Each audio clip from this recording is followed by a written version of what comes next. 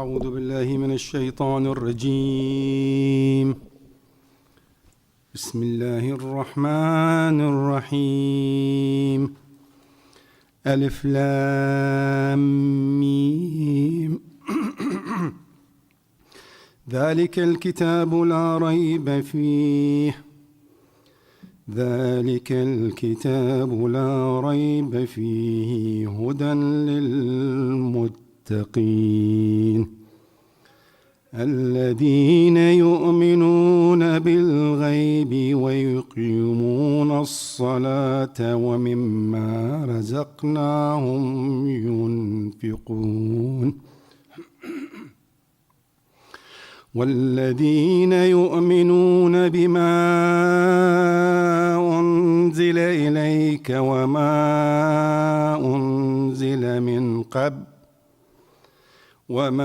أنزل من قبلك وبالآخرة هم يوقنون أولئك على هدى من ربهم وأولئك هم المفلحون. إن الذين كفروا سواء عليهم أنذرتهم أم لم تنذرهم لا يؤمنون ختم الله على قلوبهم وعلى سمعهم وعلى أبصارهم غشاوة ولهم عذاب عظيم. ختم الله على قلوبهم وعلى سمعهم وعلى أبصارهم غشاوة ولهم عذاب عظيم. ومن الناس من يقول آمنا بالله وباليوم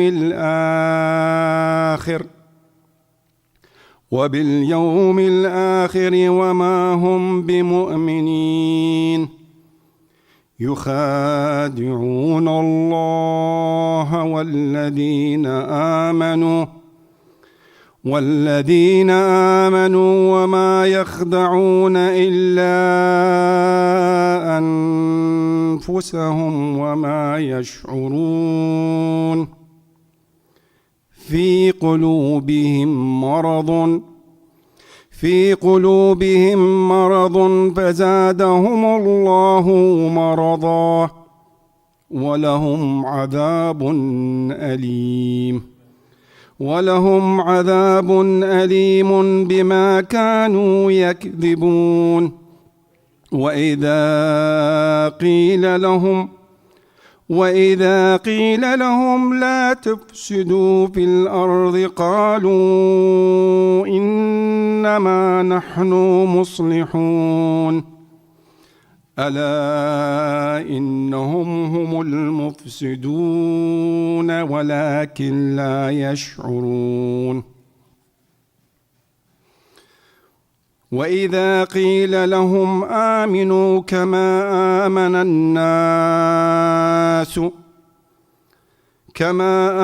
الناس قالوا أنؤمن كما آمن السفهاء ألا إنهم هم السفهاء ولكن لا يعلمون. وإذا لقوا الذين آمنوا قالوا آمنا وإذا خلوا إلى شياطينهم قالوا إنا معكم إنما نحن مستهزئون. الله يستهزئ بهم ويمدهم في طغيانهم يعمهون. أولئك الذين اشتروا الضلالة بالهدى فما ربحت تجارتهم وما كانوا مهتدين. صدق الله العلي العظيم. اللهم صل على محمد وآل محمد. Thank you, Brother Adnan. Now I'd like to request Brother Wasi to come up for Hadith Kisa. Salawat wa Muhammad wa ali Muhammad. Allahumma salli ala Muhammad wa ali Muhammad.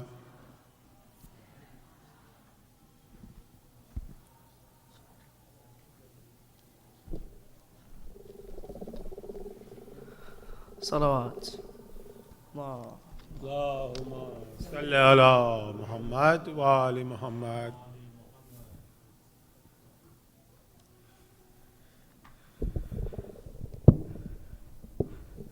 In the name of Allah, the All-Merciful, the All-Compassionate. Fatima Zahra, the daughter of the Prophet, peace be on her, is to have thus related an event. My father, the Prophet of Allah, came to my house one day and said to me, "Peace be on you, Fatima." I replied, "And upon you be peace." Then he said, "I feel weakness in my body." I said, "Allah protects you from weakness, father." He said, "Fatima, please bring the Yemeni cloak and cover me with it." So I brought him the Yemeni cloak and covered him with it. Then I looked at him and saw that his face was shining like a full moon with its glory and splendor. Allahumma salli ala. After a while, my son Hussain came in and said, "Peace be on you, mother." I replied, "And upon you peace, O light of my eyes and the delight of my heart." He then said, "Mother, I smell a fragrance so sweet and so pure as that of my grandfather, the Prophet of Allah." I replied, "Yes, your grandfather is lying underneath the cloak." Hussain went near the cloak and said, "Peace be on you, my grandfather, the Prophet of Allah. May I enter the cloak with you?" He replied, "And upon you peace, my son and the master of the fountain Kauthar. You are given the permission to enter." So Hussain entered the cloak with him. Allahumma salli ala. After a while, my son Hussain came in and said, "Peace be on you, mother." I replied, "And upon you peace, O light of my eyes and the delight of my heart." He then said, "Mother, I smell a sweet fragrance like that of my grandfather, the Prophet of Allah." I replied, "Yes, your grandfather and your brother are lying underneath the cloak." Hussain stepped towards the cloak and said, "Peace be on you, my grandfather, the chosen of Allah. May I enter the cloak with you?" He replied, "And upon you peace, my son and the interceder of my followers. You were given the permission to enter." So Hussain entered the cloak with them. Allahumma salli ala Muhammad wa ali Muhammad. After a while, Abul Hassan Ali ibn Abi Talib came in and said, "Peace be on you, O daughter of the Prophet of Allah." I replied, "And upon you peace, O father of Hassan and the commander of the faithful." He then said, "Fatima, I smell a sweet fragrance like that of my brother, my cousin, the Prophet of Allah." I replied, "Yes, he is underneath the cloak with your two sons." So Ali went near the cloak and said, "Peace be on you, Prophet of Allah. May I enter the cloak with you?" He replied, "And upon you peace, my brother, my legatee, my successor, and my standard bearer. You are given the permission to enter." So Ali entered the cloak with them. Allahumma salli ala Muhammad wa ali Muhammad. Then I stepped forward and said, "Peace be on you, my father, O Prophet of Allah. May I enter the cloak with you?" He replied, "And upon you be peace. My daughter, O part of myself, you are given the permission to enter." So I entered the cloak with them. Allahumma salli ala Muhammad wa ali Muhammad. Getting together underneath the cloak, my father, the Prophet of Allah, held the two ends of the cloak and raised his right hand towards the heavens and prayed, "O Allah, these are the people of my household. They are my confidants and my supporters. Their flesh is my flesh and their blood is my blood. Whoever hurts them hurts me too. Whoever displeases them displeased me too. I'm at war with those who are at war with them. I am at peace with those who are at peace with them. I am the enemy of their enemies and I am the friend of their friends. They are from me and I am from them. O Allah, bestow your blessings, benevolence, forgiveness, and your pleasure upon me and upon them, and remove impurity from them and keep them thoroughly pure." Then the Lord Almighty Allah said, "O my angels, O residents of my heavens, verily I have not created the erected sky, the stretched earth, the illuminated moon, the bright sun, the rotating planets, the flowing seas, and the sailing ships, but for the love of these five lying underneath the cloak. Allahumma salli ala Muhammad wa ali Muhammad." Gabriel, the trusted angel, asked, "Who are under the cloak?" The Almighty answered, they are the household of the Prophet and the assets of prophethood. They are Fatima, her father, her husband, and her 2 sons. Allahumma salli ala. Gabriel said, O Lord, may I fly to earth to be the 6th of them? Allah replied, yes, you are given the permission. Gabriel the trusted landed near them and said, peace be on you, O Prophet of Allah. The All-Highest conveys his peace on you and his greetings and says, by my honor and glory, O my angels, O residents of my heaven, verily, I have not created the erected sky, the stretched earth, the illuminated moon, the bright sun, the rotating planets, the flowing seas, and the sailing ships, but for the sake and love, for your sake and love. God has given me permission to enter the cloak with you. May I join you, O Prophet of Allah? The Prophet replied, and upon you peace, O trusted bearer of Allah's revelations. You are given the permission to enter. So Gabriel entered the cloak with us and said to my father, Allah sends his revelations to you. Verily Allah's desire to remove blemish from you, O people of household, and purify you with a perfect purification. Allahumma salli ala. Then Ali said to my father, O Prophet of Allah, tell me what significance has Allah given for getting together underneath this cloak? The Prophet replied, by him who rightfully appointed me a prophet and chose me a messenger for the salvation of mankind. Whenever and wherever an assembly of our followers and friends mention this event, Allah will bestow on them his blessings and mercy. Angels will encircle them, asking Allah the remission of their sins until the assembly disperse. So Ali said, verily, by the Lord of the Kaaba, we and our followers are the winners. Allahumma salli ala. So Ali said, verily, then my father replied, by him who rightfully appointed me a prophet and chose me a messenger for the salvation of mankind. Whenever and wherever an assembly of our followers and friends mention this event, there shall remain none grieved, but Allah will remove his grief. There shall remain none distressed, but Allah will dispel his distress. There shall remain none wish seeker, but Allah will grant his wish. Ali happily said, verily, by the Lord of the Kaaba, we and our followers are the winners of the blessed in this world and the next. Allah. Allahumma salli ala Muhammad wa ali Muhammad.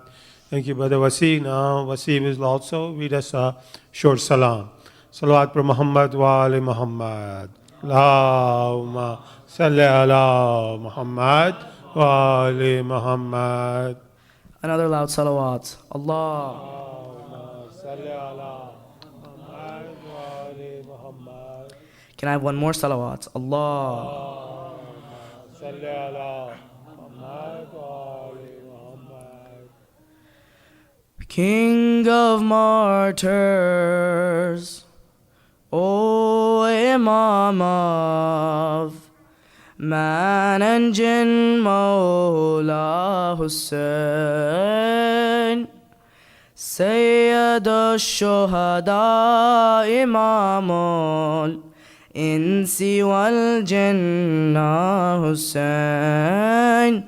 Marhaba ya Aba Abdullah, ya Aba Akbar Hussain, Warithul Adam Abul Ahrar Imami ya Hussain, father of infant Abdullah and Ali Akbar Hussain, O inheritor of Adam, father of freedom Hussain, King of martyrs, O Imam of man and jinn, Mawla Hussain, Sayyid al-Shuhada, Imam al-Insi wal-Jinnah, Hussain. أنك قمت الصلاة، أنك أتيت الزكاة، قد أمرت بالمعروف ونهيت المنكرات. You established prayer and gave your everything in charity. You enjoin the right forbidden, justice and iniquity. King of martyrs, O Imam of man and jinn, Mawla Hussain, Sayyid al-Shuhada, Imam al-Insi wal-Jinnah, Hussain. Al-Hussain minni qala وأنا من الحسين. أنت سيد أهل الجنة والصفينة يا حسين. Mustafa said, you are from me, I am from you, O Hussain. Prince of paradise, you are a sanctuary, O Hussain. King of martyrs, O Imam of man and jinn, Mawla Hussain. Sayyid al-Shuhada, Imam al-Insi wal-Jinnah, Hussain. مرحبا يا ثار الله خيرة الله مصطفى. أنت نفس المطمئنة، أنت مصباح الهدى. Your avenger is Allah, your selector is Allah. Your contented soul a lamp of guidance in every era. King of martyrs, O Imam of man and jinn, Mawla Hussain. Sayyid al-Shuhada, Imam al-Insi wal-Jinnah, Hussain. Assalamu alayka ya ibn al-Mustafa wal-Murtada. مرحبا يا ابن خديجة نور عين الفاطمة. Salutations to the son of Mustafa and Burtonsville. Marhaba, son of Khadija and the heart of Fatima. King of martyrs, O Imam of man and jinn, Mawla Hussain. Sayyid al-Shuhada, Imam al-Insi wal-Jinnah, Hussain. King of martyrs, O Imam of man and jinn, Mawla Hussain. Salawat. Allahumma salli ala Muhammad wa ali Muhammad. Now I'd like to request Brother Ghulam Abbas to come up for a short poem. Salawat wa Muhammad wa ali Muhammad. Allahumma salli ala Muhammad wa ali Muhammad.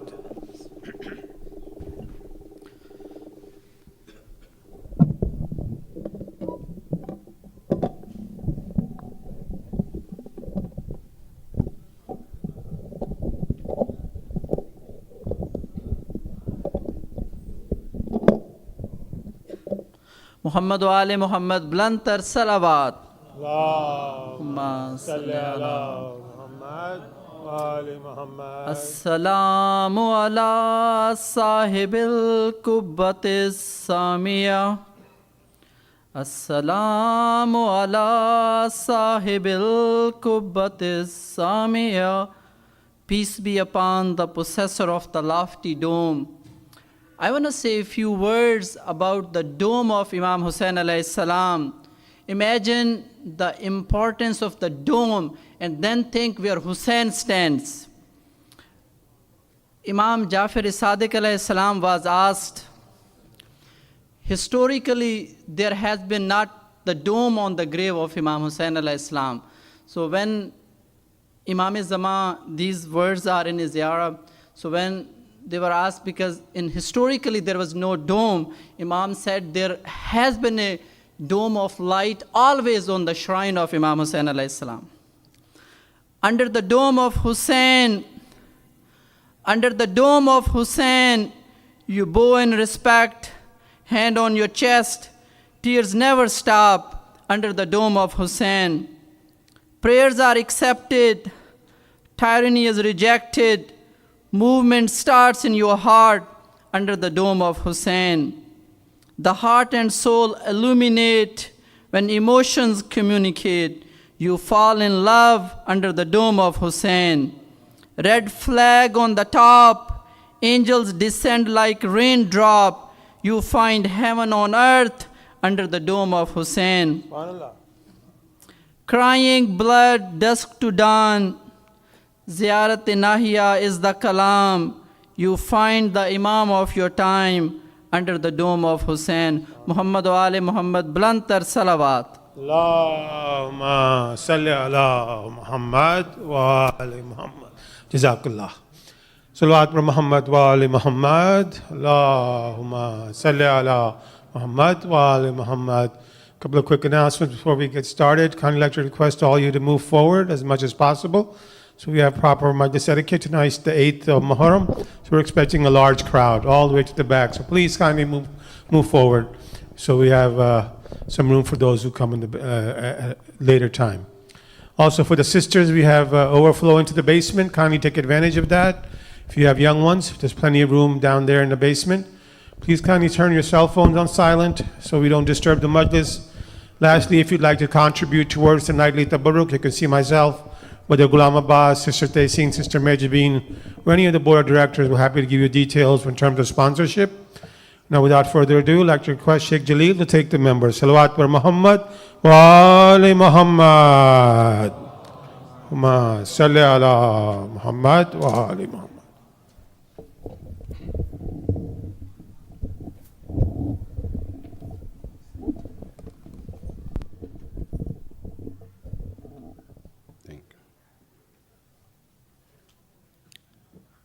بسم الله الرحمن الرحيم.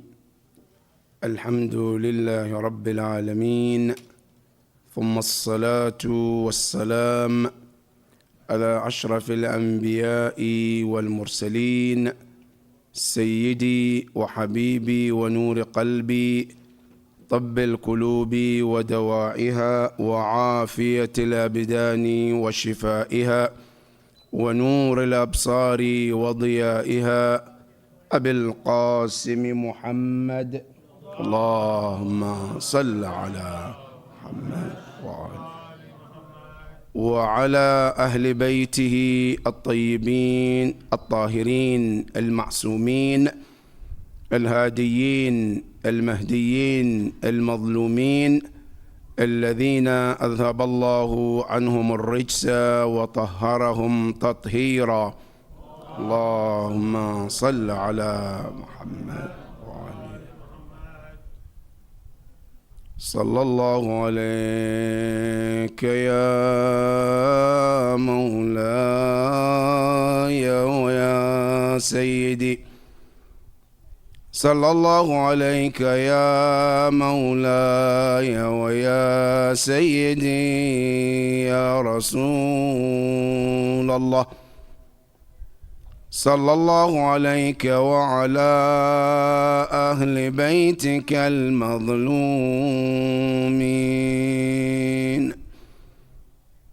يا ليتنا كنا معكم سادتي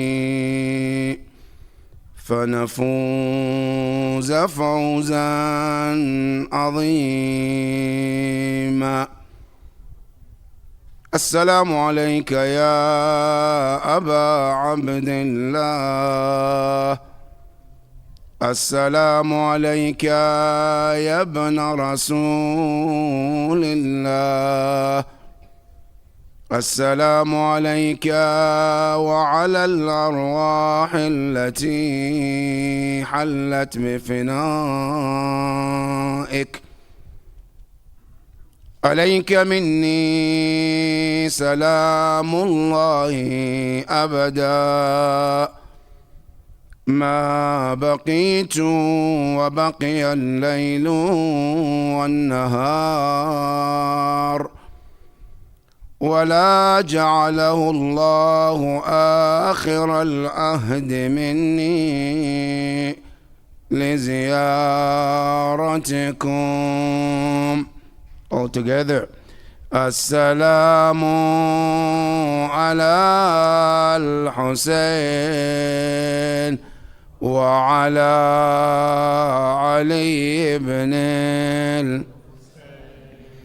وعلى أولاد الحسين وعلى أصحاب الحسين جميعا ورحمة الله وبركاته. صلوات على محمد وعلى محمد.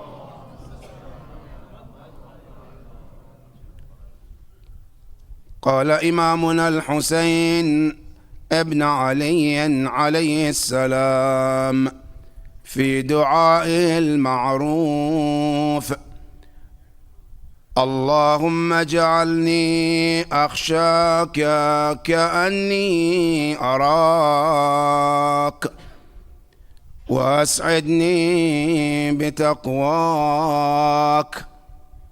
ولا تشقني بمعصيتك، وخر لي في قضائك، وبارك لي في قدرك، حتى لا أحب تعجيل ما أخرت ولا تأخير ما عجلت. وصدق الإمام عليه السلام. اللهم صل على محمد وآل محمد. عظم الله أجورنا وأجوركم بالحسين عليه أفضل الصلاة والسلام. اللهم صل على محمد وآل محمد. Tonight, a topic of discussion from the ocean of Imam al-Hussain alayhi salam, which Imam Hussain is addressing in this dua, is the problem of haste in our lives. Lack of patience. When things happen in our lives, as a Muslim, how should you take it? How should you deal with it? That is the point that we're going to discuss tonight from the dua of Imam al-Hussain alayhi salam. When Allah subhanahu wa ta'ala created human being, Allah has surrounded us with many blessings. You and I are blessed from the one Allah created us. And He said in His Quran and Surah Al-Shams, when I created human being, I gave him two potentials. One potential is good, and it's a potential that can take you to the heavens if we follow the right path of it. And then there is another potential too, which if you and I are to follow it, it will take us to the lowest of hellfire. And He wants you in the Quran regarding these two potential. And he tells you Surah Al-Shams, قَدْ أَفْلَحَ مَنْ زَكَّاهَا وَقَدْ خَابَ مَنْ دَسَّاهَا. This potential is there. One of the potential that Allah put in us as a human being is potential of wanting things in hurry. If I want something, I want it today, right now. Can't wait till tomorrow. If something is happening, I don't want it, it should end right now, today, this moment. What if it happened tomorrow? That's too long. What if I want something to happen next year? That's too late. I want it right now. That is one of the challenge of human being. This potential that Allah put in you, wanting a haste in your life, Imam Hussain addresses in Dua-e-Arafa. Tonight, I want to share with you the positive side of haste and the negative side of haste in your life. And then at the end, we talk about what is the solution to it. How can I be a patient person when something happens that I don't like? How can I deal with issues in my life when things doesn't go the way I want? That is the three discussion. But before then, let me take you one step at a time in these beautiful sayings of Imam Hussain alayhi salam. This part of dua, Imam Hussain is talking to Allah, and he says, Ila Allahumma, my Lord, ij'alni akhshak, ka'anni arak. Let me be, you, Allah, make me be among your servant who fears you as if he or she sees you. Ij'alni, make me, akhshak. What is the meaning of khashya Imam Hussain is using here? In Arabic, there are three words we use in Arabic to mean fear. One is called al-khawf, one is called al-khashya, one is called taqwa. All of them are used in the Quran, but the difference between them is clear in Arabic language. Al-khashya, according to the ulama, al-lugha, grammarians, as they explain, they say al-khashya bima'na al-khawf al-mashub bi-al-ilm bi'azamat al-shay.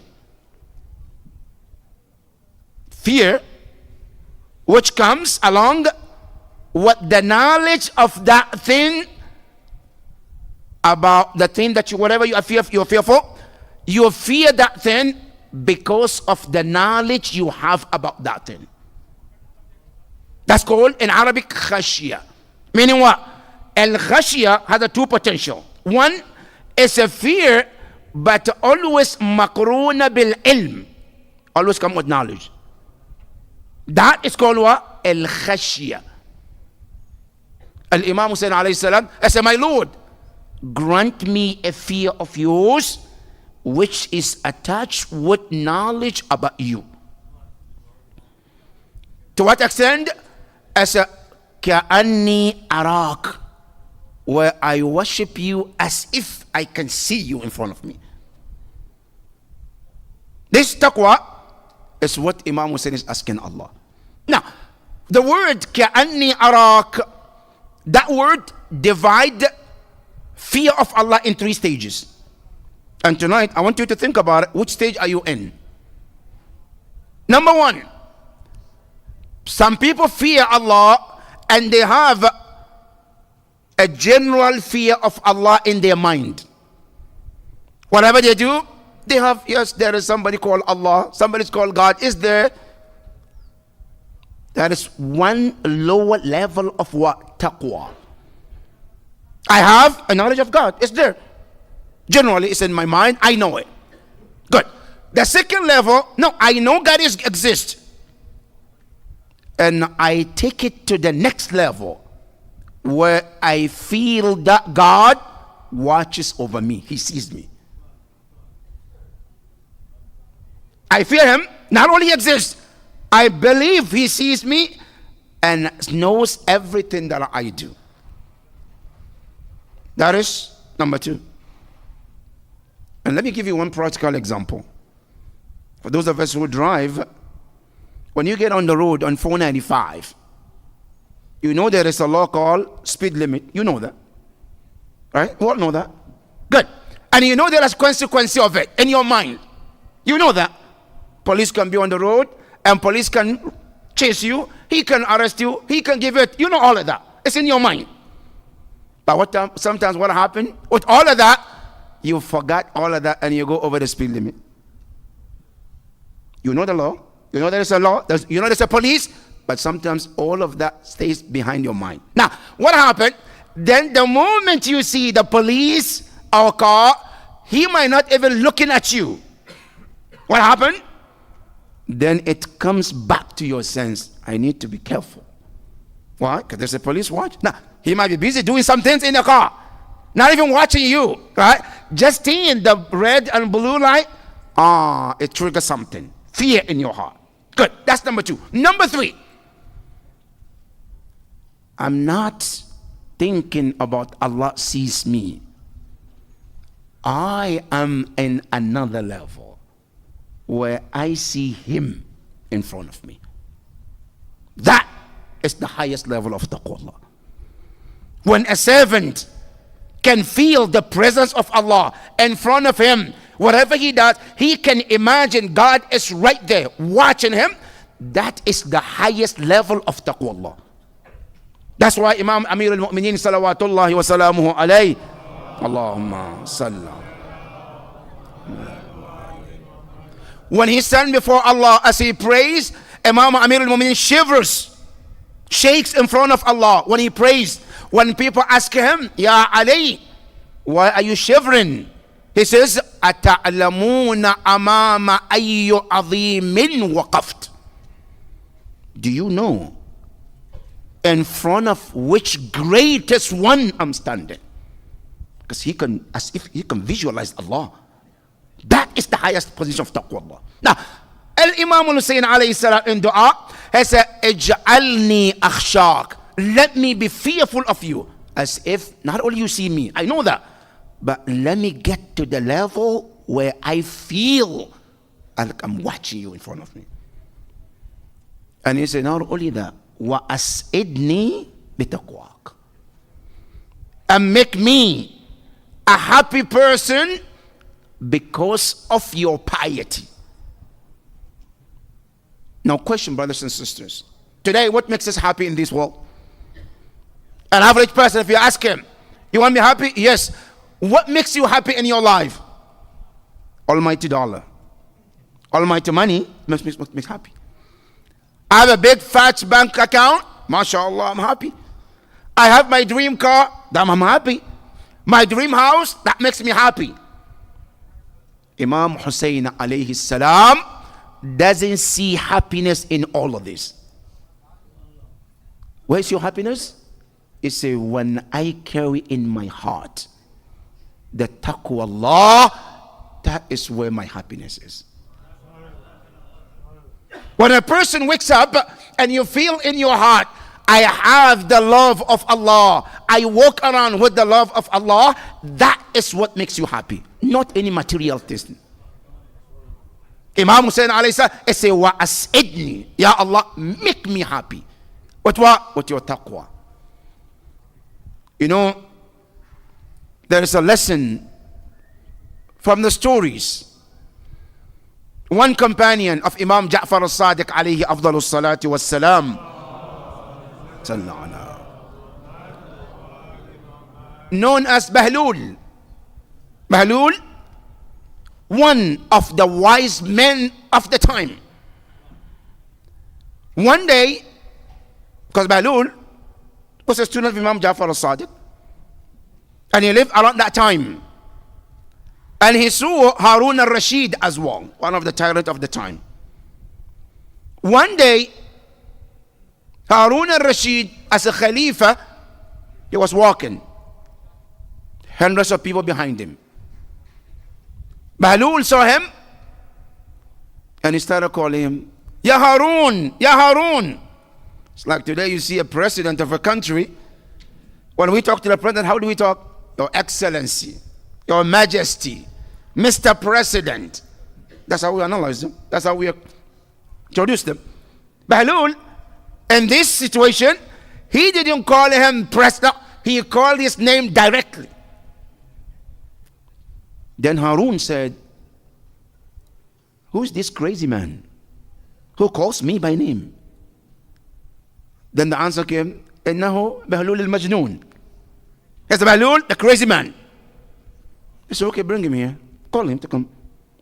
Gonna teach him a lesson since he doesn't know how to respect president and Khalifa. He called Bahlul. Bahlul, come. Came closer. Ya Bahlul, atarifuni? Do you know me? First question. In case you don't know me, so I can teach you a lesson who I am. Good. Bahlul says, Bala arifuka, of course I know you. Really? That makes it even worse.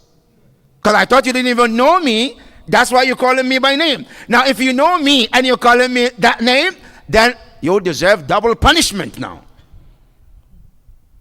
Then he asked him, Ya Bahlul, waman ana, who am I? Just to make sure that you know what you're talking about.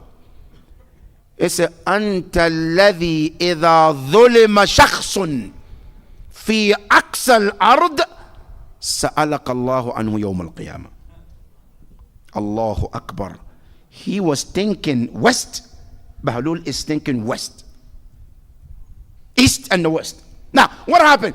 East and south. He says, Ya Bahlul, north and west. He says, Ya Bahlul, who am I? He says, you are the one who took a responsibility of a creation of God in a way that if anyone is oppressed under your leadership, Allah will ask you about it Yawm al-Qiyamah. You are that leader who took that responsibility.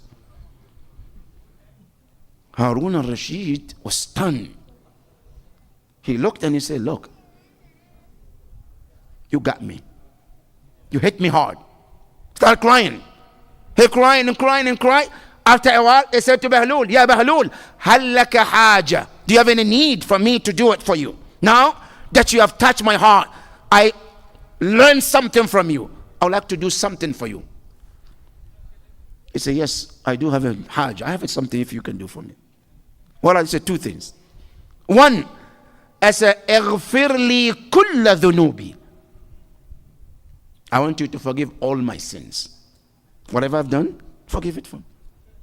Two, وأدخلني الجنة. And then grant me Jannah. Harun, she said, what are you talking about? You know I can't forgive your sin. And you know I cannot also put you Jannah. I want Jannah myself too. I don't control it. What are you talking about? I say, Ya Bahlul, that's out of my power. But I have one power. I can guarantee you right now. I say, Ya Bahlul, I can give you money which you can live of it for the rest of your life. Whatever amount you want, tell me, and I'll write a check for you. Good, you got it. Bahlul said, that's not what I ask you. And that's not what I want. I don't want the money. So why don't you want money? Who in this right mind, a president will tell him, I'm giving you a fat, big check, which you're going to live off your life. And you say you don't want it. He said, I don't want it. So why? He said, listen, Ya Harun. He said, Ana wa anta abday Rabbil Alameen. To you and I, we are all slaves to Allah. Do you think God loves you more than me, so he gives you your risk and forget me? The way he gave you the risk, I said, he can give me too. And if I want, I'll turn to him, not you. Bahlul al-Hakim, what is the lesson here? The moral of the story is here. Bahlul is telling him, Ya Harun, have Allah in your mind. Think about Allah in every step of your life with the responsibility that you took upon yourself. 2, don't ever think that my risk is in your hand. My risk is with Allah subhanahu wa ta'ala. That is the lesson. And that's exactly what Imam Hussain is saying. It says, وَأَسْعِدْنِي بِتَقْوَاكَ, let me be happy with your taqwa, with your piety. And he says, not only that, وَلَا تُشْقِنِي بِمَعْصِيَتِكَ, don't ever make me the unlucky one because of your sin, because of my sin. Don't ever make me, Ya Allah, don't let me be the unlucky one because of my sins, my disobedience to you. You know, why did Imam Hussain is saying this? This is really powerful saying of Imam. You know, we all are born lucky. All of us are born lucky. But what is the reason some people become much more lucky than others and some people become unlucky? Because of your actions. And the biggest one is sin. One of the biggest enemy of any human being is your disobedience to Allah subhanahu wa ta'ala. You want to go to the Quran? You want to go to Dua Imam Amir al-Mu'mineen, Dua Kumail? Imam Ali have listed them. How much you block your blessings because of sin. اغفر لي الذنوب التي تنزل البلاء اغفر لي الذنوب التي تحتق العصم اغفر لي الذنوب التي تحبس الدعاء اغفر لي الذنوب التي تغير النعم. All of this because of sin. If you want to be unlucky, then keep sinning. That's one of the things Imam Hussain says, Ya Allah, don't make me. And then he said, not only that, وَخِرْ لِي فِي قَضَائِكَ, my Lord, whatever you make a decree, you, Allah, choose what is the best for me. This is deep, brothers and sisters. This is really deep. Imam Hussain alayhi salam, I said, I know you decree, my Lord, but when you decree, they might be good, some might be bad for me, some might be best. Ya Allah, I don't want to choose for myself. I want you to look in that decree what I deserve, what is good for me, and do exactly that for me. You know, amazing.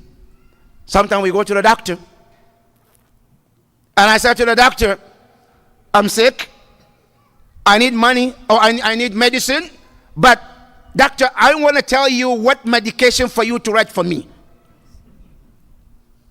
And the doctor takes them. You go to the doctor, you tell the doctor, I'm sick, I need medication, but I'm going to tell you what I think I need, and you do that for me. Okay, then why did you come to the doctor first in place?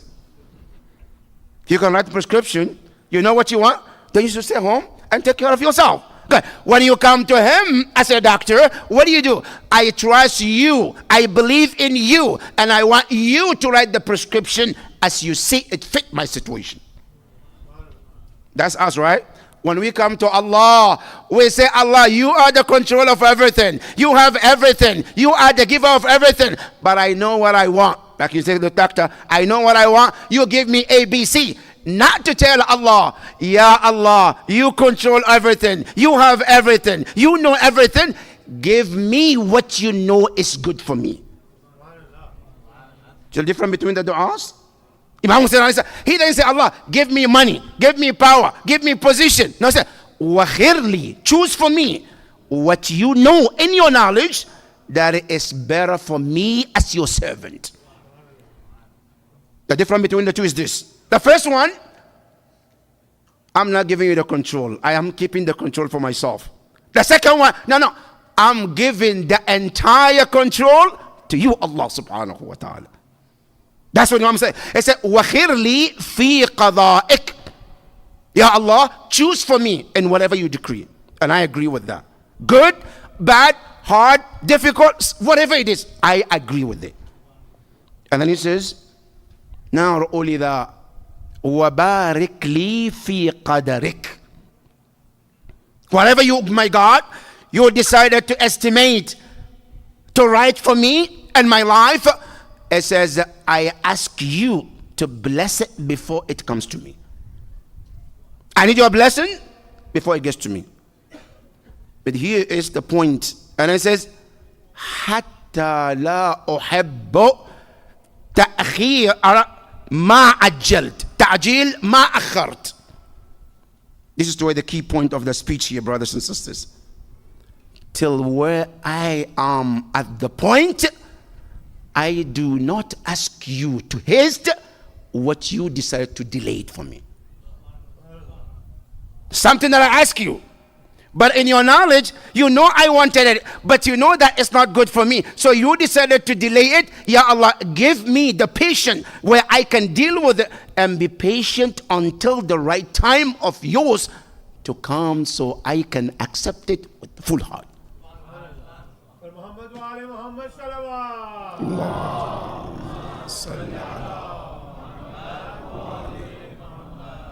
And he said, not only that, وَلَا تَأْخِيرْ مَا عَجَّلْتَ. Allahu Akbar. Whatever you haste in my life that I have it and I may not like it, Ya Allah, I want you to make me to be patient with it and accept as it is. And if you delay it, let me accept it. That is Imam Hussain alayhi salam talking. Now, being hasty as a human being is part of our nature. Allah created you as a human being and it's in your DNA. As well, you want haste in everything. Everything we want haste. And this is where our problems start. Number one, today, one of our issues as a social, one of our problem is haste in judgment. Haste in judgment. Something happens, I don't have all the information, but I'm going to give my verdict anyway. He is guilty. He is to be put into prison. He is bad. That's it. Without waiting to hear all the fact. That is one of the problems of human being. Well, if we can be patient, get all the fact before we do something, we will be better off with Allah subhanahu wa ta'ala. One of our problems socially is haste in judgment, people. Let me share with you a story. A man had a dog and had a baby in the house. They all live in the house together. The dog, the man, and his baby. And his family together. A day came, it was just the man and the baby and the dog at home. Just two of them. The man decided, I'm going to run out just to do something within the yard and come back. And left the baby and the dog in the house. Just the two of them. Minutes later, he saw the dog running out with the mouth bloody. The dog is all bloody. What did he think? The dog attacked the baby. What happened? How dare you going to attack my child? Took stone, stick, hit the dog to death. Good. He ran into the house to see the baby. The baby was playing there, it's fine. What happened? There was a snake came in, about to attack the baby, and the dog fought the snake and killed the snake. But the man, instead of waiting, getting inside, look what happened. And before he judged, he rushed to the judgment, killed the dog, which was helping his son. That is most of our cases. When something comes, we haste into judgment. And Islam discourages doing that. That's one of the problems in our lives. Number two, one of our social problems in our society, haste, is our marriages too. Today, many of our marriages end with divorce because of the problem of haste. Haste in our lives. What is it? I found a sister. I found a brother. Right? MashaAllah, nice looking, good looking. Sadaqallah al-Azim. Say anka'tu, zawwajtu. That's it. Why is the research? Don't worry about it. Inshallah, Allah Kareem. Where's the investigation? No, don't worry about it. He's a cute, nice guy. Well, that's all I need. Then after we get married, we settle, the problems start. Now, the marriage which started with just the look, it ends where? Doesn't reach anywhere and ends with the problems. And then later on, who to be blamed? Allah. So Allah didn't want it to happen. It's kismat. Allah already wrote that this will be my wife and I have to get divorced. So what's the big deal? Allah's want. What's my fault? No, don't blame me. Well, Imam Amir al-Mu'mineen salawatullahi wa salamuhu alayhi. Allah. He tells you, before you say I do, or you marry someone, male or female, make sure that you investigate. He himself, Imam Ali, before he got married after Zahra, he told his brother, Aqil, ibhath limra'atan waladatha al-fuhul. The word, ibhath, search, look. Don't just take something just face value. Not only that, they said before you get married, check the parents of the wife or the husband. See how they treat each other. All of this is part of the package. Ahlul Bayt taught us what are the steps to do. But we ignore all of that and we haste because we focus on what? Just the look, just the appearance, or how much he makes. How does he have a blue passport, Canadian passport? That's all we need. As soon as we get that, come on, let's get married. That haste is one of our problems in our societies. Not only that, many of these happens in our lives, and this is one of the issues in our societies. Then you come to Islam. Islam tells you this is the negative side of haste. There is positive side in haste.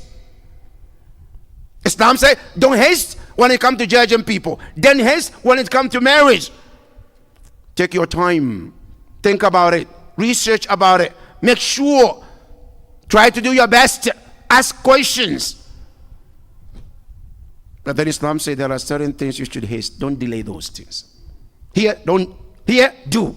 What are they? Number one, Islam says do not delay your tawbah with Allah subhanahu wa ta'ala. Whatever sin that you commit, don't delay it. Haste. Ajjilu بالصلاة قبل الفوت وبالتوبة قبل الموت. Many often time we say to each other, oh inshallah I'm still 25, 35, inshallah still a long time ago. When I become 90, 95, inshallah when I'm close, then I will think about it. Question, have you been to cemetery before? If you haven't been, go there and check. You can see some people on the infant right there. Some, they died in the mother's womb. They didn't even see the world. And you think about 90, 95 before you do tawbah? Imam, the Prophet tells you, ajjilu, haste. Don't delay those things. That's number one. Number two, don't delay your Hajj. If you, by any chance, you are able, you are at the point where you can afford to go to Hajj, do not delay it. One of the misconceptions here, people say, no, I don't want to give the Saudi my money. Okay. When did this fatwa came out? Which Ayatollah gave this fatwa that you are allowed to keep your money when you meet the condition of Hajj and not go there? Imam al-Hassan alayhi salam was living under the ruler who is oppressed government and didn't stop going to Hajj for 27 times. If the ruler is the reason not to go to Hajj, Imam al-Hassan will be the first reason to tell us. Not only that, until today, our scholars, none of them tells you, if you meet the condition, don't go because the ruler is not on the same page like you are. No. As a matter of fact, in fiqh, our scholars in usul al-fiqh, they divided wajib into different categories. One, we have wajib aini and we have wajib fawri. Wajib fawri is the wajib that the moment you meet the condition, you are not allowed to delay it. One of them is Hajj. If by chance this year I'm able financially, I can go to Hajj. Health-wise, I'm capable. Money-wise, I'm capable. Job time, I'm capable. And I said, no, I'm not going to go this year. I changed my mind to go next year. You know what? If next year something happens, you are not able to go, it's still wajib till the day you die. Since one time you were able, you met all the conditions, and willingly you didn't go, you chose another time, and something came up, you are still responsible till the day of Qiyamah. You can't delay Hajj. That's one of the rules of our scholars. Wajib fawri, immediate. Islam says don't haste in that. That's number two. Number three, this Islam says don't haste. One of them, you want to do khair, you want to do good, don't haste in that. Don't delay that. Something comes up, it's a good thing to do. Now I'm thinking, should I do istikhara? Should I? I shouldn't. Allah tells you in the Quran, وَاسْتَبِقُوا الْخَيْرَاتِ. Compete when it comes to khair. Donation for a center, doing sadaqah jariyah. I don't need to do istikhara for that. As long as it's good, haste in doing them. This is one of the things Islam says haste. And one of the things you should haste as well is salat. Never ever delay anything in your life, especially salat. Our Prophet Ar-Rasul Al-A'zam sallallahu alayhi wa alihi wa sallam,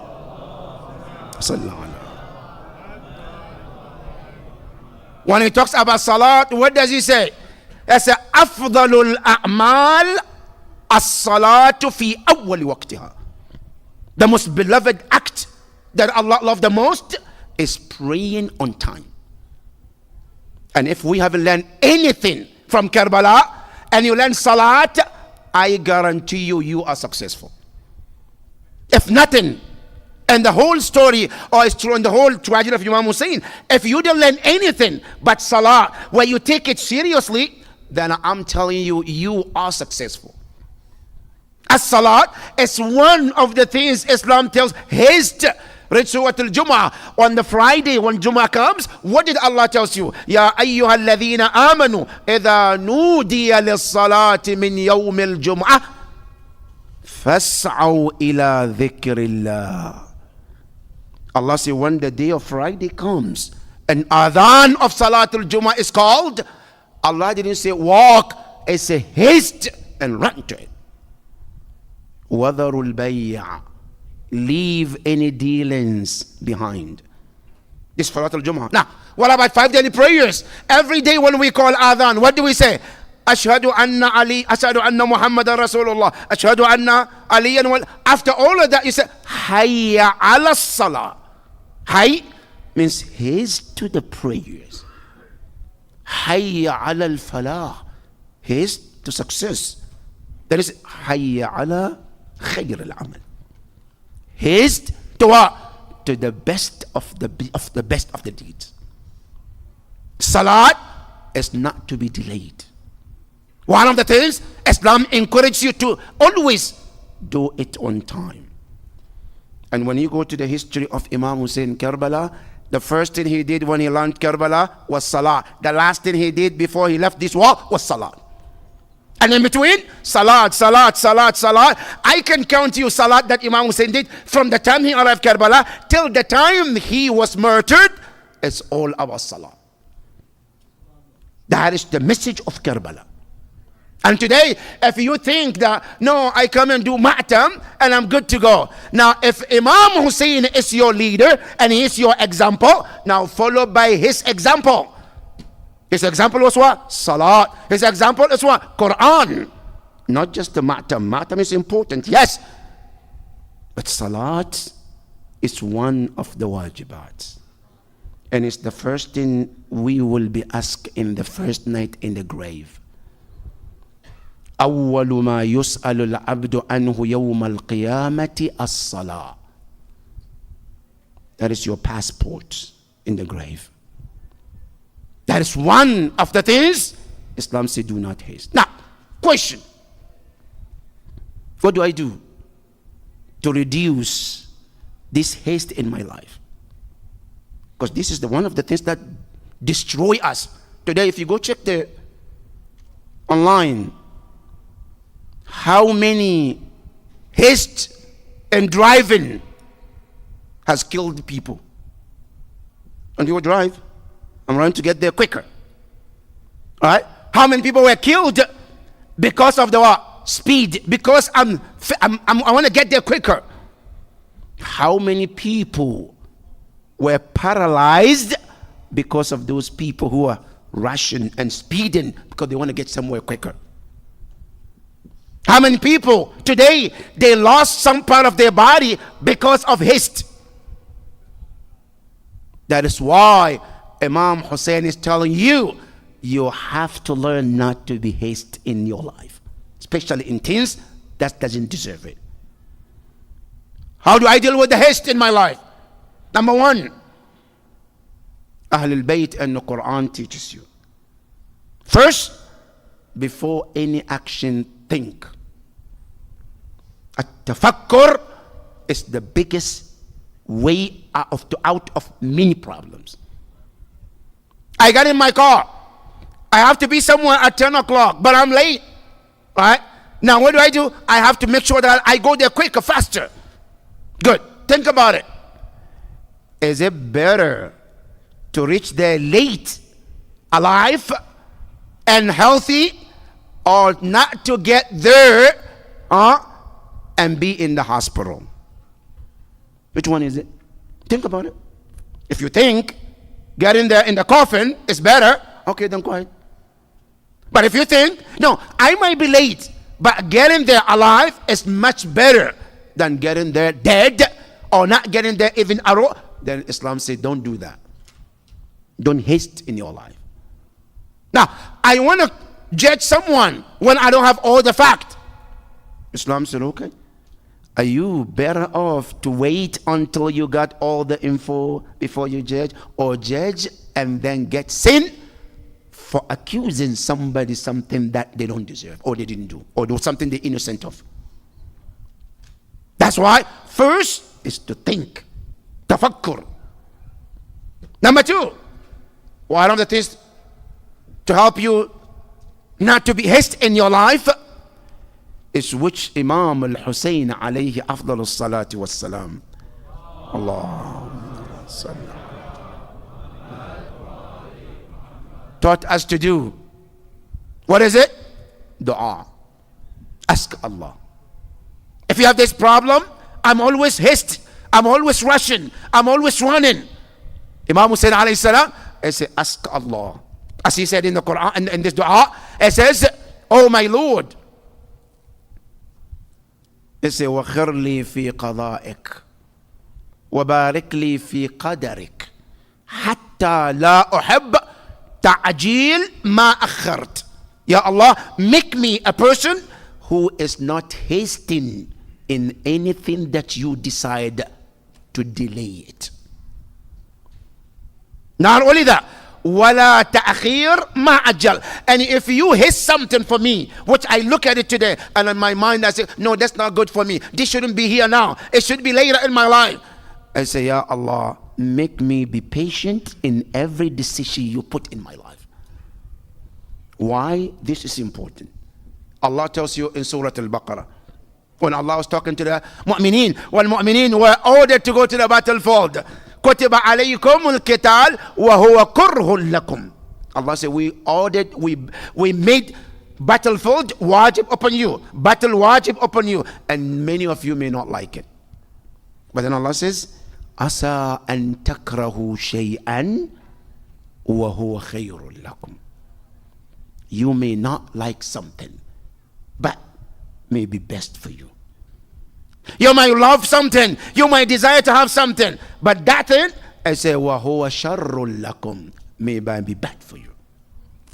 At the end, he says, وَاللَّهُ يَعْلَمُ وَأَنْتُمْ لَا تَعْلَمُونَ. So Allah knows and you don't know. That's why whenever something happens in your life, do not haste and ask Allah, why me? Why this is happening to me? It shouldn't be. Sometimes some difficulty in your life is the best for you.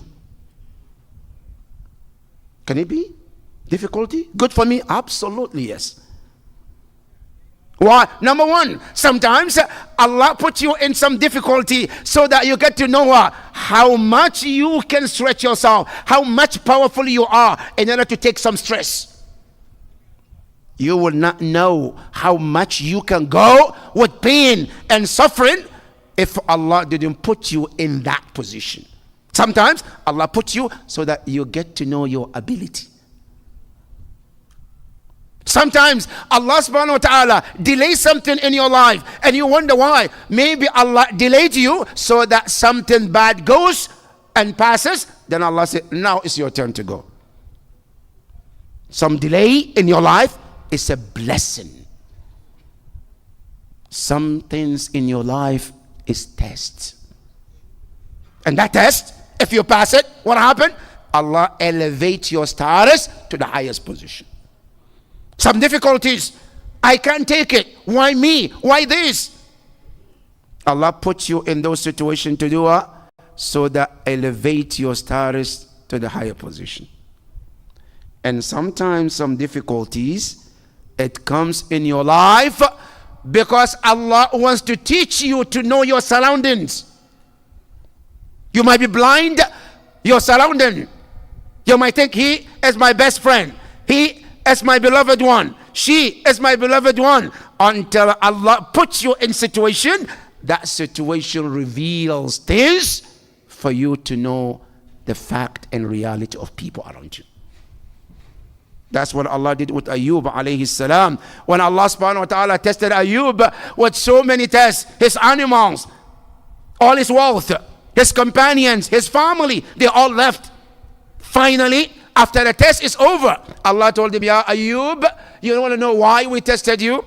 No, Ya Rab. I said, first of all, it's not mine, it's from Shaitan. Shaitan is the one who put you all of that. However, because he said in the Quran, Ayub alayhi salam, Rabbi inni massani ash-shaytanu binusbin wa adhab. Shaitan is the reason. However, Allah said there is a hikmah behind it, Ya Ayub. One of the hikmah, when you were healthy, money, people rushing around you, they sit with you, they laugh with you, they joke with you, they're happy with you. Good.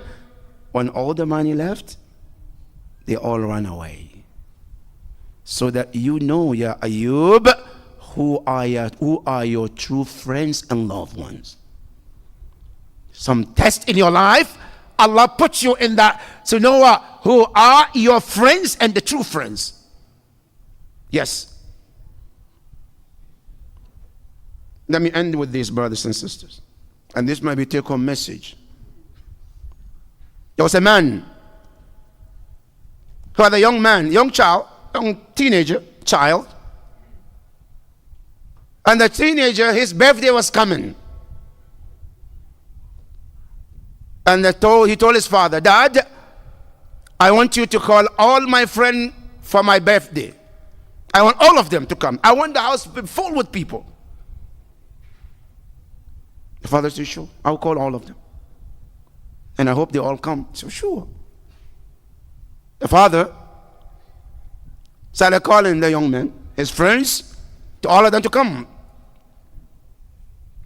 The day came, the young man was out. By the time he came home, hoping that his house will be full with people, he walked in, there's only 3 friends sitting there. He was shocked. I have hundreds of friends. I was hoping full house. Why only 3? He went to his dad. Dad, you call only 3 people? What happened? The dad said, no, my son. I call all your friends. Every one of them, I call them. However, I did not tell them it's your birthday. I didn't tell them that. What did you tell them? I told them you're sick and you need their company. That's what I told them. And the only one shows are these three. He said, my son, do you get the message? Life is not all about party and enjoyment. These three people, three friends, these are your true friends.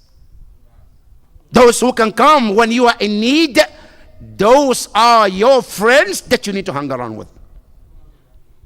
If you tell them birthday, they all will come, jump around, play, have cake, and walk away.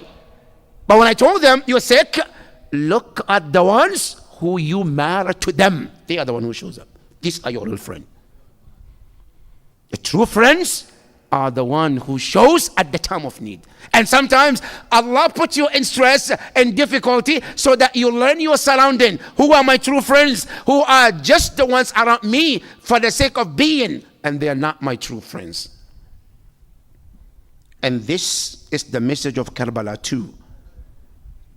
How many people wrote letter to Imam Hussain alayhi salam when he was in Kufa? How many thousands wrote to him? Ya Aba Abdullah, come, we want you. You are the leader. But when the battlefield came, how many of them stood with Imam Hussain? The day of Ashura, how many of them stood with him? 72. Where are the thousands? Because they're not real friends of Imam Hussain alayhi salam. And Allah subhanahu wa ta'ala wanted to show Imam Hussain alayhi salam, these are your true friends and true companions. That's why the night of Ashura, Imam Hussain said to his companions, Inni la a'lamu ashaban abarru wa awfa min ashabi haula. I don't know of any loyal companions dedicated as you, my companion. One of them, not just companion, is also the beloved brother. Is Abul Fadl al-Abbas, who was not just a brother, more than brother to Imam Hussain alayhi salam, more than companion. Abul Fadl, he's not just a man, it's a dua of Imam Amir al-Mu'mineen. Imam Amir al-Mu'mineen, he made dua, Ya Allah, I want a son who will support my son Hussain on the day of Ashura. Because I have a son, Al-Hassan, he's not going to be there. I want a son who will live to see Yawm Ashura, who will support Aba Abdullah so that he doesn't become alone. Allah bless him with Abbas Abul Fadl. Abul Fadl is a great son of Imam Amir al-Mu'mineen. Well, there's three brothers. On the day of Ashura, Abul Fadl Abbas, the first thing he did, to tell his brothers one by one to go and sacrifice. The first one he called is his brother Abdullah. Ya Abdullah, come. He says, stand. Go to the battlefield. I want to see you murdered before me. Allahu Akbar. Abdullah went to the battlefield. He fought and he got killed. Then he looked the next one. It's called Uthman. Ya Uthman, come, go to the battlefield. Uthman went to the battlefield. He too got killed. Then he looked, Ya Ja'far, it's your turn. Go. He too go. Three of them were murdered before the eyes of Abul Fadl Abbas. Then after them, Abul Fadl Abbas came to Imam Amir al-Mu'mineen. He came to Imam Hussain alayhi salam. Ya Aba Abdullah, I saw my brothers were murdered in front of me. Now it's my turn to go to the battlefield. Allow me to go to the battlefield. The moment he said to Imam Hussain started crying. Imam Hussain alayhi salam was crying and he said to him, Ya Akhi, Ya Abbas, you are my backbone. You are my flag bearer. إِذَا قُتِلْتَ تَشَتَّتَتْ أَصْحَابِي. I said, if you got murdered by any way, then I lose all these people that are with me. Ya Abbas, please be patient. Abul Fadl Abbas, he went right back to his position. And he was in the middle of the soldiers, and he was the flag bearer of Imam Hussain alayhi salam. Then the next time also Imam Hussain, Abul Fadl Abbas came to Imam Hussain alayhi salam and said to him, Ya Akhi, my brother, can you allow me to go to the battlefield again for the second time? Why? He said, because I heard the crying of the children. They're crying, Al-Atash, Al-Atash. Is there any way I can go to the battlefield? Or at least go get water for them? Imam Hussain said, no, Ya Abbas, please stay. I still need you. Then Sukaina comes to him. Ya Ammi Ya Abbas, Al-Atash. Addamallahu ujurakum. Many of you have parents, huh? If you have a daughter, 5 years, 4 years, 3 years, 1 year old, and he or she doesn't eat or didn't have a water for days, and they come to you, Baba, I'm too thirsty, Baba, I really need water. What would your heart feel as a father? Now imagine if that girl is Bintul Hussain alayhi salam. Abul Fadl Abbas, when he heard that, he rushed to Imam Hussain. I said, Ya Akhi, Ya Sayyidi, now it has got to the point I can no longer give it up. Now Sukaina has come asking for water. Please allow me to go to the battlefield. Imam Hussain looked at him and said, Ya Abbas, there's no way. Wait, he said, La, Ya Mawlai, look at Sukaina. She even showed me her lips. Her lips was all dried. Can I go get the water for her? He said, La Basa, Ya Abul Fadl, go get water for the children. Abul Fadl Abbas took his way to the river. As he got to the river, he was thirsty too. He took the water to drink. He remembered his master Imam Hussain alayhi salam. He said, Ya nafsu min ba'dil Hussain yuni. He said, oh my soul, he said, be humble in front of your master Hussain. Your master haven't tasted the water. What makes you think you deserve the water? He dropped the water. He filled the jar with the water.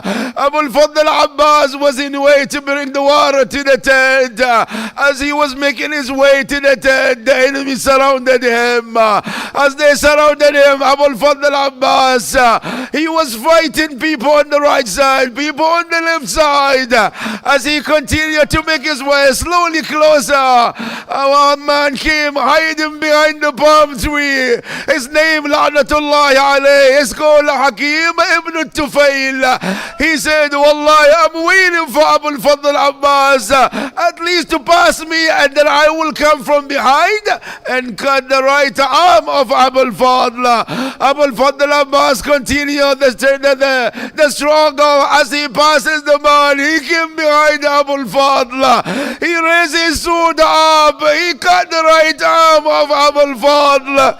Abul Fadl Abbas said, Wallahi, in qata'tum yamini, inni uhami amadan an dini. I said, I swear by my Lord, you cut my right arm. I want you to know that I'm fighting for the rightful Imam and the guided Imam, Imam Hussain alayhi salam. Abul Fadl didn't stop the struggle. He continued getting the water to the girl, Sakina in the tent, and then he started fighting with the left arm. Another one came and cut the left arm of Abbas. Abbas was sitting here. Some narrations said he managed to hold the jar with his mouth. Only wanted to get the water to the tent. And then Umar ibn Saad called. He said, why hakum, you people? If you let Abbas get water to the tent, we will not be able to fight Hussein. Make sure that the water doesn't get to him. One of them started to shoot the arrow towards the jar. Some narration said the jar was Siam. Arrows started flying towards the jaw of Abbas. The water spilled. Abul Fadl Abbas was sitting on the horse. No arms to fight, no water to take to Sakina. One arrow came straight to the forehead of Abbas. He lost the balance. He fell on the ground while falling. He called his master, Assalamu alayka ya Sayyidi. عظم الله أجوركم. The musibah is here. When Imam Hussain came, Abu al-Fadl Abbas was covered with sand and blood. He could not see who was there, who is not. When Imam Hussain was lifting him up, Abu al-Fadl thought it was an enemy who came to cut his head off. I cannot even make the voice of Abbas on that day. But the narrator said, he said, Ya hada, ya hada, uqsimu alayka biman ta'bud. Whoever you are, whomever you worship, I beg you, don't cut my head until my brother comes. Imam Hussain alayhi salam, he busted into tears and he said to him, Ana akhuka al-Hussain. He said, I'm your brother, ya Abu al-Fadl. I'm your master, Abu al-Fadl. Abu al-Fadl al-Abbas. Imam Hussain lifted his head, wiping the blood and the sun on his face. And then finally Imam Hussain said to him, allow me to take you to the tent the way I do with all the shuhada. Abu al-Fadl al-Abbas said, La ya Sayyidi, I don't want to go back to the tent. Imam Hussain asked him, why ya Abu al-Fadl? He says, I'm feeling shy to go back to the tent because I promised Sukaina water. When I go there and I see her, I don't have water. I cannot open my eyes to look at her.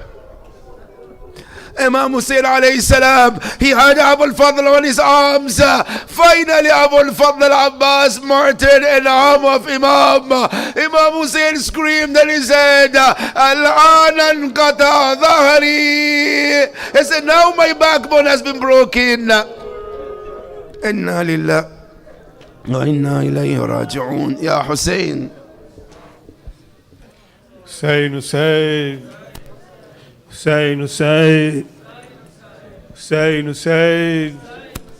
Hussain, Hussain. Hussain, Hussain. Hussain, Hussain.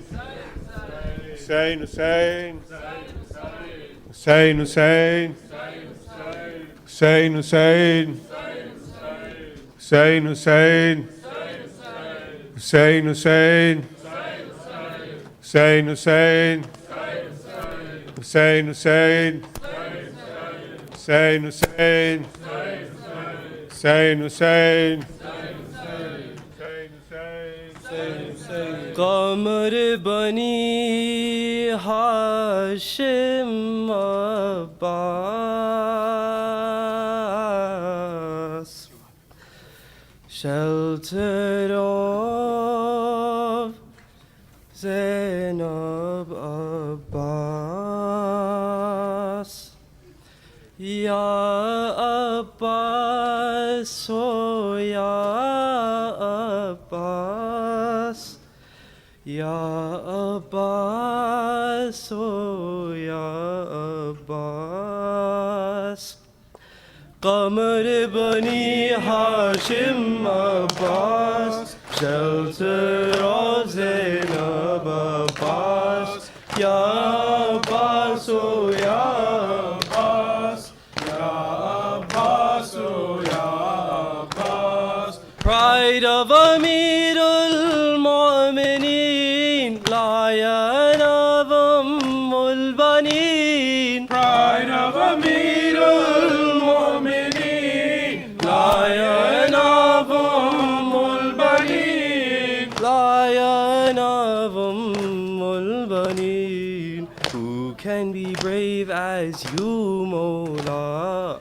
Who can be brave as you, Mawla? Who can your loyalty surpass? Ya Abbas, oh Ya Abbas. Ya Abbas, oh Ya Abbas. Qamar bani Hashim Abbas, shelter of Zainab Abbas. Ya Abbas, oh Ya Abbas. Ya Abbas, oh Ya Abbas. You are the Ghazi of Al-Qamar, the ultimate Sultan of Wafa. You are the Ghazi of Al-Qamar, the ultimate Sultan of Wafa. Sultana Wafa. You are the Qamar Bani Hashim. You are the Qamar Bani Hashim. Who can match your strength and class? Ya Abbas, oh Ya Abbas, Ya Abbas, oh Ya Abbas. Qamar Bani Hashim Abbas, shelter of Zainab Abbas, Ya Abbas, oh Ya Abbas, Ya Abbas, oh Ya Abbas. No scholar in history could fathom your mystery. No scholar in history could fathom your mystery. Fathom your mystery. Firm as iron, soft as snow. Firm as iron, soft as snow. शेर जरी क़ल्बे हसास Ya Abbas, oh Ya Abbas, या अब्बास ओ या अब्बास कमर बनी Hashim Abbas shelter of Zainab Abbas या अब्बास ओ या Abbas Ya Abbas, oh Ya Abbas. One Abbas Karbala versus all of Ashqiya. One Abbas Karbala versus all of Ashqiya. Versus all of Ashqiya. Kuja akhi of Imam Zaman.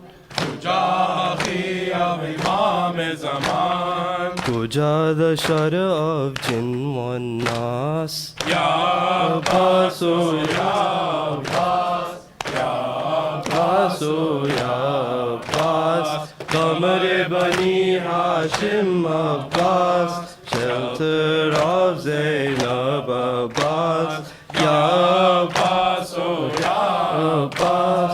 Ya Abbas, oh Ya Abbas. Said Abbas unto Hussain, with you Mawla till the end. Said Abbas unto Hussain, with you Mawla till the end. With you Mawla till the end. In this Laylatul Ashura, In this Laylatul Ashura, Aqa, your haqq is clear as glass. Ya Abbas, oh Ya Abbas, Ya Abbas, oh Ya Abbas, Qamar Bani Hashim Abbas, shelter of Zainab Abbas, Ya Abbas, oh Ya Abbas, Ya Abbas, oh Ya Abbas.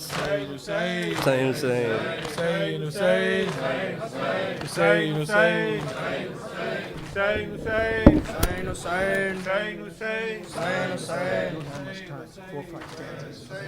Hussain, Hussain, Hussain, Hussain. आल इमरान कहाँ और जिंदान कहाँ, ये बहन कैद हुई तू ना आया गाजी, जब रिदा सर से छिनी मैं सदा देती रही तू ना आया गाजी, जब रिदा सर से छिनी मैं सदा देती रही तू ना आया गाजी।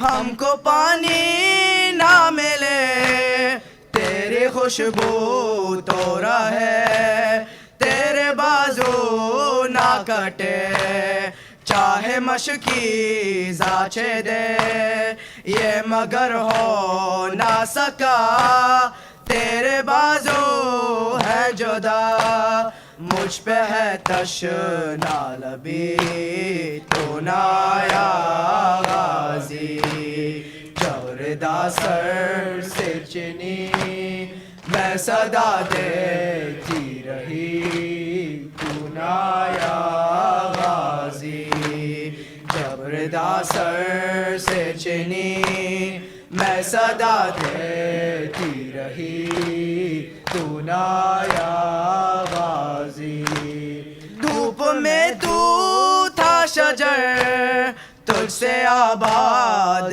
تھا گھر ہے برہنا میرا سر کیا نہیں تجھ کو خبر اے علمدار وفا اس بہن کو باخدا تجھ سے دھارستی بڑی تو نایا غازی جوردا سر سے چنی میں صدا دیتی رہی تو نایا غازی جوردا سر سے چنی میں صدا دیتی رہی تو نایا غازی آ گئی شام علم لٹ گئے اہل حرم ریت پر جلتی ہوئی ہو گیا ٹھنڈا علم پرسہ دینے کے لیے مجھ سے ملنے کے لیے آ گئے بابا علی تو نایا غازی جوردا سر سے چنی میں صدا دیتی رہی تو نایا غازی جوردا سر سے چنی میں صدا دیتی رہی تو نایا غازی کیا کہوں شعر میرے بیردا ہم کو لیے یہ مسلمان سارے شہر در شہر گئے خلقت کوفہ کبھی خلقت شام کبھی بارہا ہم پہ ہنسی تو نایا غازی جوردا سر سے چنی میں صدا دیتی رہی تو نایا غازی قید خانے میں قضا جب سکینہ کو ملی دیکھے کرتے کا کفن بچے دفنائی گئے اس گھڑی نام تیرا صورت ناد علی دکھ میں دوراتی رہی تو نایا غازی جوردا سر سے چنی میں صدا دیتی رہی تو نایا غازی سر سے چنی میں صدا دیتی رہی تو نایا غازی حسین حسین حسین حسین حسین حسین حسین حسین حسین حسین حسین Allahumma salli ala Muhammad wa ala Muhammad. Inshallah, we'll have salat in about 3 or 4 minutes. Please kindly do wudu if you need to do so. Inshallah, if you'd like to sponsor any niyaz for the nightly tabarruk, you can see myself, Brother Ghulam Abbas, Sister Major Bean, or Sister Taysin, or any of the board directors. Tomorrow, inshallah, we'll start at 7:15 sharp.